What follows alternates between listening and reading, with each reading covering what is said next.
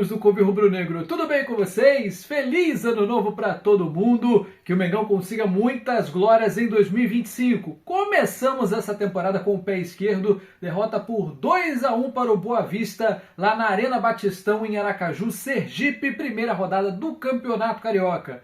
Antes de falar sobre essa pelada, eu preciso lembrar você que já está disponível o clube de membros aqui do Couve Rubro Negro. Tem 3 níveis para você escolher, não tem desculpa. Tem R$ 2,99, R$ 6,99 e R$ 14,99, cada um com seu nível de vantagens diferente. Por exemplo, tem vídeos que só quem é membro consegue ver, vídeos que chegam primeiro para quem é membro, emojis para você usar em qualquer uma das lives do Covil, leitura e resposta prioritária de comentários, um selinho para mostrar quanto tempo você está com a gente e, claro, tem um grupo no WhatsApp só com outros membros espalhados pelo planeta para você trocar uma ideia. Então vale a pena demais. Clica aí no Seja Membro e venha fazer parte desta família. Olha, meus amigos, vamos começar a falar, lembrando que o Flamengo está se dividindo em 2, né? Nesse mês de janeiro. O elenco principal, que entrou em férias ali no dia 9 de dezembro, cumpriu seus 30 dias, como todo trabalhador tem o direito sagrado, e aí começaram a pré-temporada. Eles não vão jogar nas 4, 5 primeiras rodadas do Campeonato Carioca e viajaram neste final de semana para os Estados Unidos. Estão fazendo a pré-temporada lá na Flórida. Temos apenas um jogo programado, que é o amistoso contra o São Paulo no domingo que vem, às 5 da tarde, se não me engano, horário de Brasília, contra o São Paulo, dia 19. Então, esse é o único amistoso programado para o Flamengo lá na Flórida. E volta para o Brasil.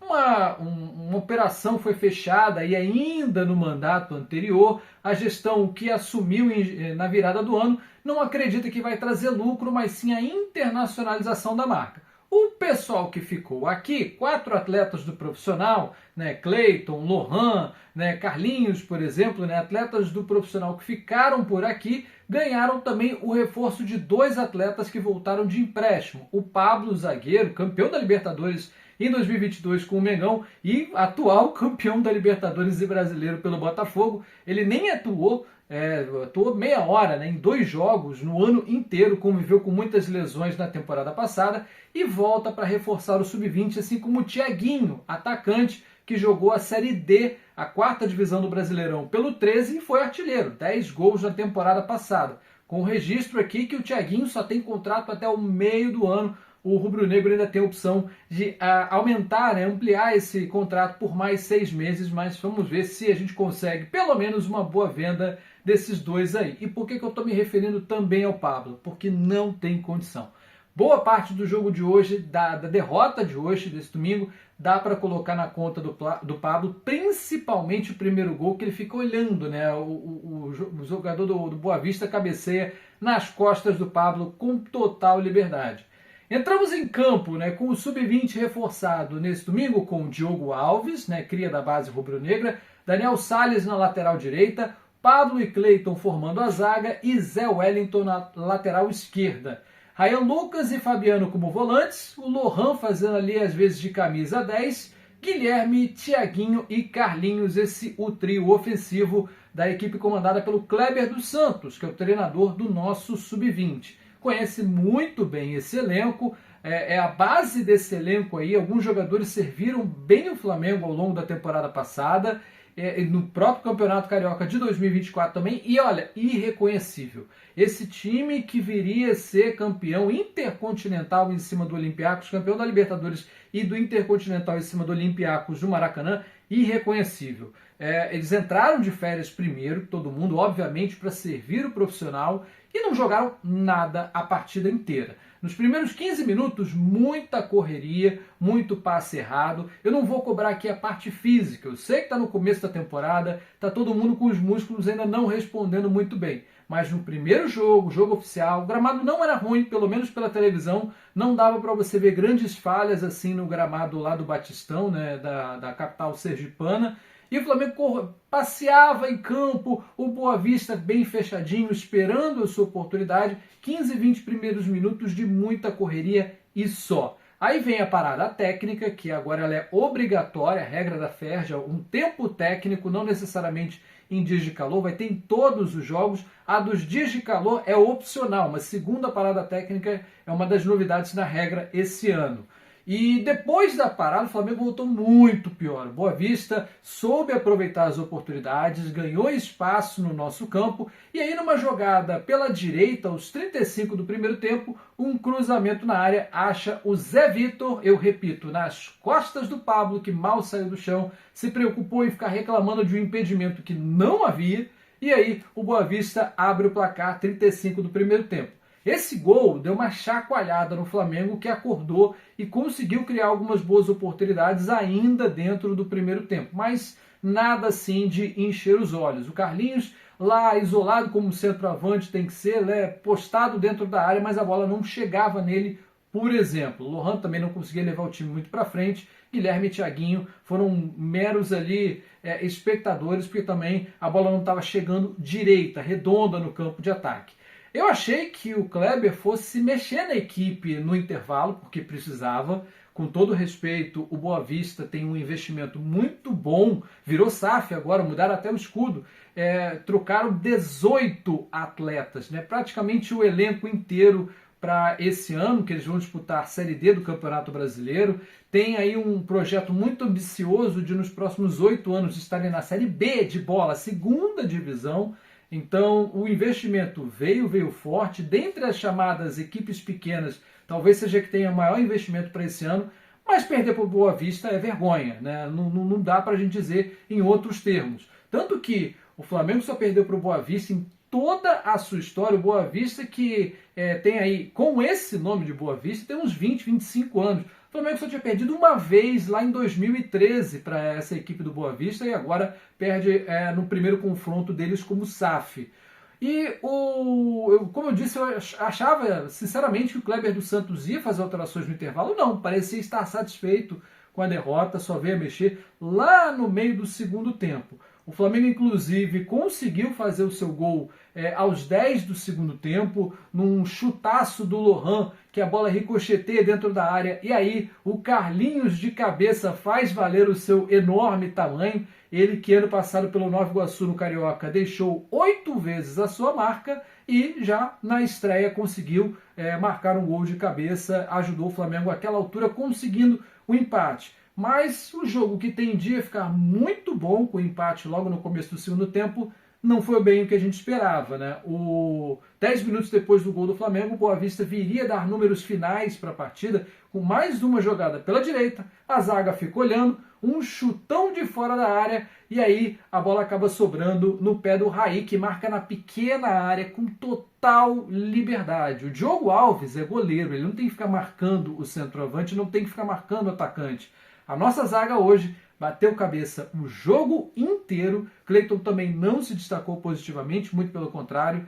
Então, realmente, são algumas alterações que vão ser muito necessárias ao longo desses primeiros jogos, né? Eu sei que o Kleber dos Santos vai ficar aí 4 partidas até o time principal estar em condições de voltar direitinho da pré-temporada dos Estados Unidos, mas não é só peça que a gente tem que trocar. Tem muita tática que precisa ser feita, porque um time que entrou de férias tão cedo quanto o Sub-20, jogadores que estão preparados, estão treinando juntos há algum tempo já, não faz sentido o futebol pobre, carente que o Flamengo apresentou nesse jogo. Eu sei que tem uma diferença física entre um jogador de Sub-20 e um jogador profissional, mas ainda assim não dá para o Flamengo entrar como entrou, parecendo que os jogadores vieram da ceia. Parece que eles vieram a treinar só semana passada, estavam se conhecendo na semana passada. Muitos erros de passe o segundo tempo inteiro. E à medida que o tempo passava,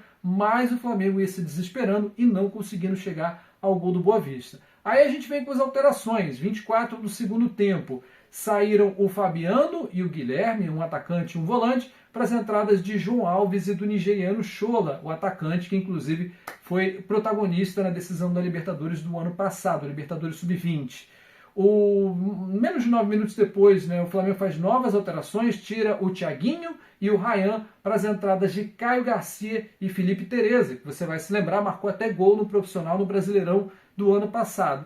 Não mudou muita coisa, como eu disse, a partir do momento em que o Flamengo estava vendo o tempo se esgotar, o desespero estava ficando cada vez maior e o resultado de 2-1 é até justo pelo que as duas equipes apresentaram. O time do Caio Zanardi foi muito mais competente do que esse sub-20 treinado pelo Kleber dos Santos, com reforço de alguns atletas aí do profissional, tendo ou não a idade para o sub-20.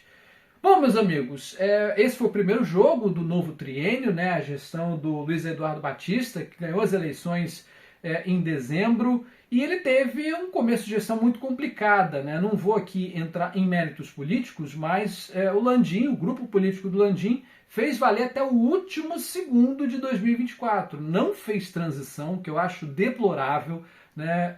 O princípio básico da democracia é a alternância de poder e a transição pacífica e democrática. O Landim simplesmente não fez transição, fechou contratos sem anuência da gestão que viria à frente, né? Como é o caso da FC Series, né? O Flamengo, essa pré-temporada fechada nos Estados Unidos, vendeu 4, 5 jogos do Flamengo para uma empresa que ninguém sabe quem é, sem consultar a nova gestão. Então, assim, já começou a gestão com alguns compromissos assumidos anteriormente e que não estavam 100% em condições, né? Que vão ter que ser bem negociados já no começo da temporada. É só pepino que está assumindo o BAP, né? Eu não morro de amores por ele, mas a gente tem que dar uma ressalva. Bom, ele trouxe para a direção de futebol o José Boto, português, que já está fazendo aí, desde a semana do Natal, está fazendo os primeiros contatos. Só que o time está um pouco, a equipe, né, do José Boto está um pouco atrasada nas contratações. O Flamengo, com essa de não ter transição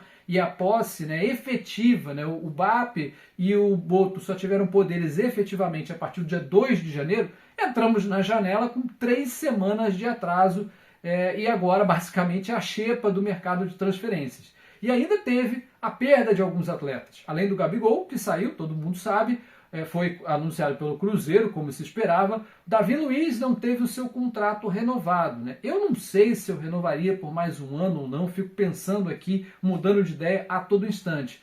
Mas considerando o contexto que você tem, o Davi Luiz ainda em condições de jogar no futebol brasileiro, né, por mais 1 ou 2 temporadas. O Fabrício Bruno, na mesma janela, foi negociado, ou seja, nossos 2 zagueiros reservas foram negociados num passe de mágica. Um saiu de graça e o outro saiu, na minha opinião, barato. 7 milhões de euros é muito menos do que foi oferecido por ele lá no meio do ano passado, quando ele estava bem valorizado, com seleção brasileira nas costas, inclusive. Não vendemos naquela época para vender agora mais barato e à vista, 100%, o Flamengo não mantém nenhum percentual.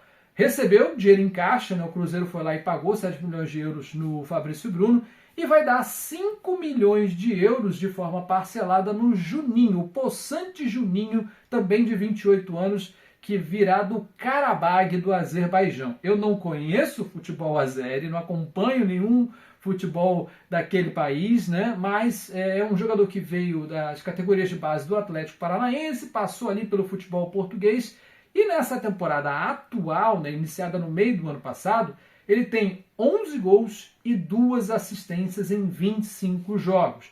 Ok, o campeonato do Azerbaijão não deve ser grande coisa, né? Não deve ser nem comparável ao campeonato carioca, mas ainda assim são números bem interessantes, né? 13 participações diretas em 25 jogos, não sei se valem 5 milhões de euros, mas é uma aposta e o José Boto confia muito nele, já trabalhou com esse atleta e gostaria de tê-lo no Flamengo. O anúncio está por detalhes. Provavelmente quando você vir esse vídeo, o Flamengo já terá anunciado o Juninho, porque ele é esperado no Rio de Janeiro nessa segunda-feira para fazer exames médicos e assinar o contrato com o mais querido.